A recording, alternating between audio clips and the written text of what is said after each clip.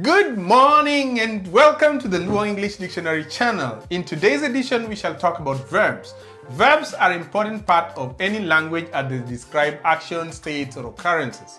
Here are some sentences with verbs that may be useful for a beginner learner. My name is Agina. My name is Nikki. Here is the first one. I eat breakfast every morning. Amadho chai pile okinyi. Amadho chai pile okinyi. Amadho chai pile okinyi. Amadho chai pile okinyi. I speak Luo fluently. Awacho dholuo molony. Awacho dholuo molony. Awacho dholuo molony. Awacho dholuo molony. He reads a book before bed. Osomo ga book kapok onindo. Osomo ga book kapok onindo. Osomo ga book kapok onindo. Osomo ga book kapok onindo. Good. They visit their grandparents every weekend. Gilimo ga deyegi weekend nango. Gilimo ga deyegi ka week orumo. Gilimo ga deyegi ka week orumo. Giwego ga Gilimo ga deyegi. Gilimo ga degi.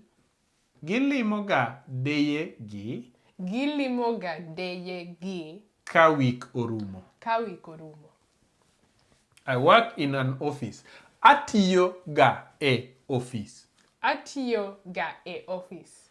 Oh, office is apis, not Apis. office. So atiyo ga en office. E apis. Atiyo ga e apis. Atiyo ga e apis. She studied for exams every night. Ne osomo ne penj pile gotieno. Ne osomo ne penj pile gotieno. Ne osomo ne penj pile gotieno. Ne osomo ne penj pile gotieno. He plays soccer with his friends. Otugo ga adhula gi osiepene. Otugo ga adhula gi osiepene. No, you say adhula. Not Adhula. Adhula. If you say Adhula. adhula, you mean something else.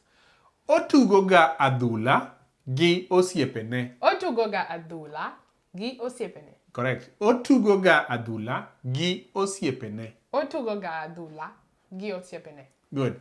They watch TV in the evening.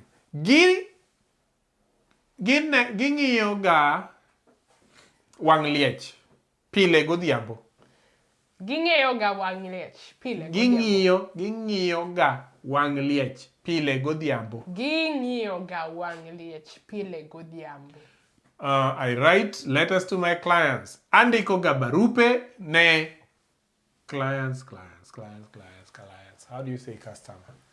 How do you say customer? Client. I don't know. Andiko ga barupe ne clients ga. Andiko ga barupe blah blah blah blah. I don't know. Andiko ga barupe. Andiko ga garupe. Andiko ga. Andiko ga Barupe. barupe. Ne Ne clients ga. clients ga. Write down here, what does client translate to in Luo? Apa.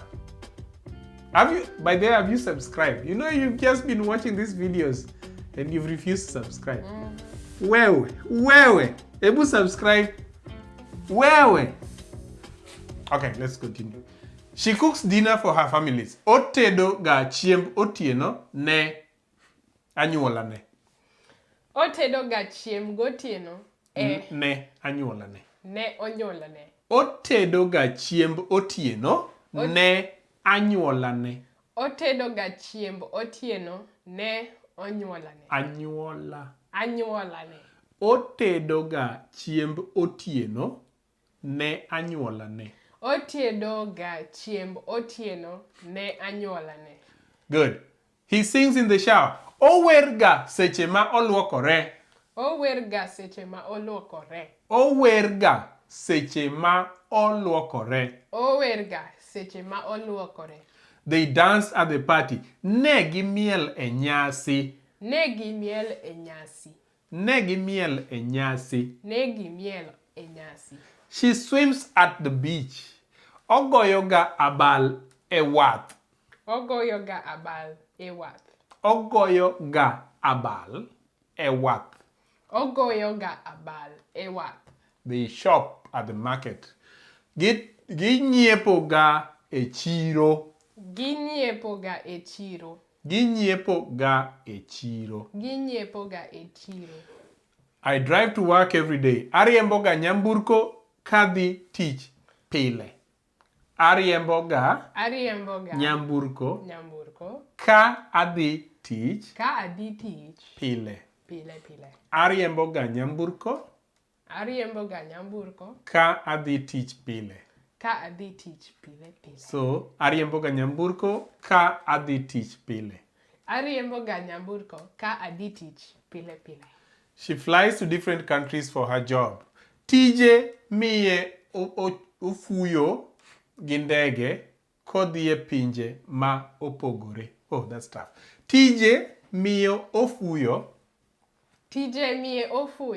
ka odhi e pinje mopogore.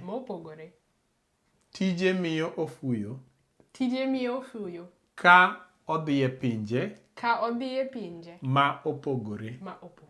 Good. He takes the bus to school. Okao ga bus ka odhi sikul. Now they walk to the store. Giwuotho ka gidhi e duka. Giwuotho ka gidhi e duka.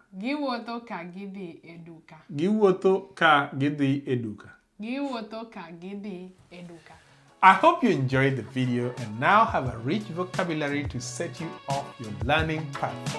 Enjoy the Luo language and make sure you come back for more! You can find us on all of our social media platforms as Luo English Dictionary, and we are always eager to hear from you and will gladly respond to your requests. Oriti!